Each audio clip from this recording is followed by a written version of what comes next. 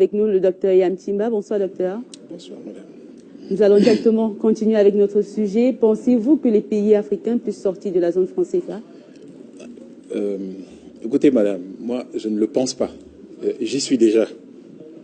Vous voyez, il n'y a pas une deuxième voie, il n'y a pas d'alternative. On n'est jamais aussi fort que quand on sait qu'on n'a plus le choix. Et nous n'avons plus le choix.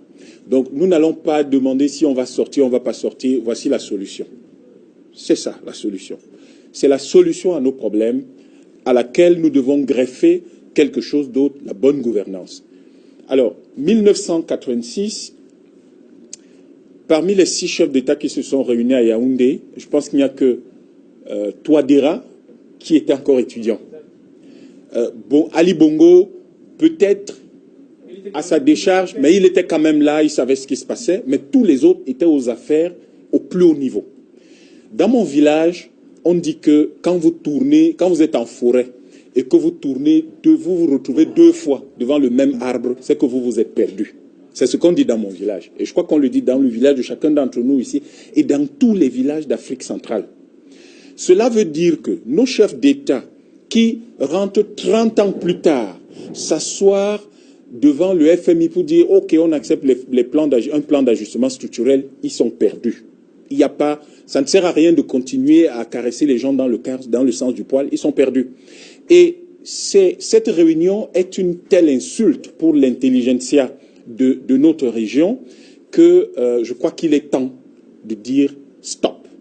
Vous ne pouvez pas avoir 8 universités d'État au Cameroun, près de 50 universités privées et pratiquement une cinquantaine d'universités publiques et privées dans les autres pays. C'est-à-dire que vous n'êtes pas loin de 100 établissements d'enseignement supérieur dans la région Afrique centrale. Et nos chefs d'État estiment que ces gens-là ne savent pas grand-chose de la manière dont on peut redresser nos économies. Pire, nous avons des milliers de directeurs dans l'administration publique, dans les entreprises privées. Nous avons des centaines d'experts comptables, experts fiscaux dans tous les domaines, sans compter les milliers et les milliers d'experts, de directeurs, de managers, d'intellectuels que nous avons dans la diaspora.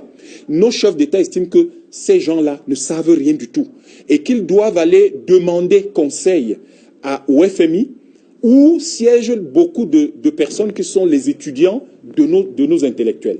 Et vous avez de l'autre côté, ça c'est une image extrêmement scandaleuse. C'est-à-dire un ministre qui s'assied au milieu de nos chefs d'État avec une aisance qui choque le bon sens et l'éducation, la courtoisie, la politesse du bantou que je suis.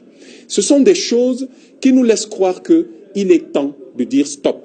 Et le Cameroun, aujourd'hui, qui est le moteur de l'Afrique centrale, donne justement cette opportunité aux intellectuels, aux jeunes, aux femmes, aux actifs, à tous ceux qui sont debout, de pouvoir mettre fin à cela. Pourquoi? Parce que tous les autres pays viennent d'avoir leurs élections présidentielles et que le Cameroun va avoir son élection présidentielle. Si ce n'est pas l'année prochaine, ce sera en 2018. Et par conséquent, nous disons à tout le monde de se lever, d'aller au Cameroun le 2 janvier, la semaine prochaine, dans exactement 7 jours, courir dans les bureaux de l'ECAM, se faire inscrire sur les listes électorales et lorsque le corps électoral aura été convoqué par le chef de l'État, d'aller voter. C'est un jour férié, donc il faut aller voter. Aller voter, contrôler son vote, s'assurer que nous changeons de leadership. Pour une raison simple, madame, c'est que nous avons besoin de notre monnaie.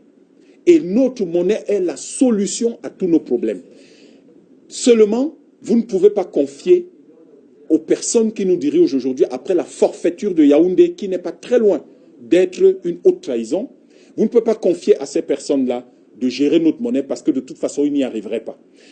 Tel que nous sommes constitués, tel que l'Afrique centrale existe aujourd'hui, nous ne pouvons pas développer cette région parce que nous n'avons pas de banque centrale. Et à cause de cela, nous n'avons pas de banque centrale parce que nous n'avons pas de monnaie. Et à cause de cela, nous n'avons pas de politique monétaire. Nous n'avons donc pas de politique économique. Comment est-ce qu'on va diriger le pays, imaginer les pays et imaginer un monde meilleur demain? Vous êtes dans dans un système où les gens vont venir dire oui, mais le prix du pétrole a baissé, on n'a plus de ressources. Quand le pétrole était à 120 $, vous avez fait quoi de cet argent? Vous êtes allé acheter les voitures, vous êtes allé acheter des costumes, vous avez commencé à faire laver vos vêtements dans les pressings en Europe, vous avez fait des dépenses de prestige, alors que c'est à ce moment-là que l'ajustement interne était exigé, à savoir que vous devez cesser d'acheter du riz que vous ne produisez pas, vous devez cesser d'acheter du blé que vous ne produisez pas, vous ne pouvez pas dire que vous avez des écoles polytechniques qui existent depuis 40 ans, depuis près de 50 ans, et vos ingénieurs ne savent pas fabriquer des voitures, parce que, madame, à ce moment-là, il y avait une manne qui existait, et ces gens auraient dû, ça fait plus de 10 ans qu'il y a des gens qui parlent, parmi ces personnes, il y a moi qui leur dis, mais arrêtez de mettre de l'argent dans le blé et dans le riz. Produisez du macabo, du manioc, du riz, du macabo, du manioc, du sorgho, du mil. Parce que c'est un marché naturel pour ces choses-là. Vous nous forcez à manger des choses que culturellement nous ne consommons pas. Et aujourd'hui, vous allez vendre nos pays à une institution bancaire qui a du mal à fonctionner correctement elle-même. Dr Yan Timba, aujourd'hui, vous posez le problème de la création d'une monnaie africaine. Pourquoi est-ce que nos chefs d'État résistent à adopter une monnaie africaine ou à leur mettre sur pied une monnaie africaine? Je préfère ne pas m'arrêter là-dessus, madame, parce que de toute façon, le constat que je fais, c'est qu'ils ne l'ont pas fait. Et ce n'est pas une chose extraordinaire. En 1948, Ruben Umniobe était contre le fait qu'on soit dans la zone CFA. Quand on opère la dévaluation de 55, il râle davantage. En 60, Sylvanus Olympie était contre. Bien avant, en 58, Sékou Touré était contre. Pourquoi est-ce que les gens pensent que c'est quelque chose d'aujourd'hui? Et en 1984, Joseph Tchoundjiang Poimi, encore une chance qu'il soit camerounais, Joseph Tchoundjiang Poimi établit ce qui est aujourd'hui la Bible de ce que c'est que la gestion de la monnaie. Monnaie, servitude et liberté. Ce livre, tous les Africains devraient le lire. Joseph Tchoundjiang Poimi écrit cet ouvrage-là. Et nous avons au Cameroun quelqu'un qui se bat depuis près de 30 ans pour l'instauration de cette monnaie qu'on appelle le le professeur Hubert Kamdan. Donc, ce que nous disons, c'est que les chefs d'État n'ont pas pu le faire. Nous comprenons qu'il arrive un moment dans la vie où vous devez forcément vous rendre compte que vous ne pouvez plus et vous commencez à sortir des termes comme lutte contre la pauvreté, comme résilience. En termes politiques, sur le plan politique, ces termes signifient je ne sais pas quoi faire et je ne sais pas comment je vais gérer le pays. C'est ça que ça veut dire sur le plan politique. Donc, il s'agit aujourd'hui non pas de chercher à comprendre pourquoi ils ne l'ont pas fait. Il s'agit aujourd'hui pour la jeune élite africaine de prendre les choses en main. Le Premier ministre canadien est arrivé au pouvoir à 43 ans. Celui qui vient de partir en Grande-Bretagne avec 42 ans. Obama qui est en train de partir avec 46 ans. Il faut que les gens qui sont dans la quarantaine prennent leurs responsabilités parce qu'on ne dirige pas un pays quand on dépasse 60 ans. En réalité, au-delà de 70 ans. En réalité, parce que vous ne pouvez plus travailler au-delà d'une certaine charge et que vous êtes dépassé par les problématiques qui sont celles où les enjeux, les attentes, les espoirs des personnes qui sont des adolescents et qui sont des jeunes adultes. Donc, il s'agit aujourd'hui de créer notre monnaie. Et si certains ont peur des chocs extérieurs, nous allons la protéger par une monnaie binaire à l'intérieur de notre pays qui limite donc les espaces. Madame, l'une des raisons, si vous permettez, qui font qu'il n'y ait pas d'argent dans notre sous-région, la voici. C'est lié, tout à l'heure il y avait le développement par d'Alvarez Goudiou sur le franc CFA. L'un des mécanismes du franc CFA, c'est la libre transférabilité des fonds. La libre transférabilité des fonds signifie que du Cameroun, du Gabon, du Congo, du Tchad, de la RCA, de la Guinée équatoriale, vous pouvez transférer de l'argent en France et vice-versa. Sauf que le vice-versa ne se réalise jamais. Et donc, tous les soirs, toutes les banques qui sont ici, en tout cas les multinationales d'inspiration européenne, transfèrent l'argent en Europe parce que le franc CFA n'est pas une monnaie. Ce n'est qu'un instrument de paiement. Et donc, il faut s'en débarrasser le plus vite possible. Ils transfèrent donc ça au Trésor français qui monétise rapidement les recettes qu'ils font ici chez nous et les transforme en euros qui est donc une vraie monnaie. La conséquence, c'est quoi? C'est que les francs CFA transférés en Europe n'existent plus chez nous et nous sommes donc à court de trésorerie.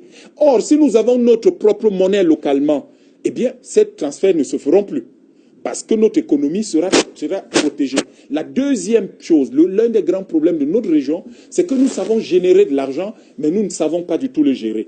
Comment pouvez-vous expliquer qu'un pays comme le Cameroun puisse dépenser 2000 milliards pour importer des sardines et du riz, alors que nous avons des paysans dans le Grand Nord qui demanderaient à ce qu'on leur permette de produire du mil et du sorgho que nous consommons, que les Nigérians à côté consomment, que les Maliens consomment, les Tchadiens, les Centrafricains et les Soudanais, etc. Un marché potentiel de 350 millions.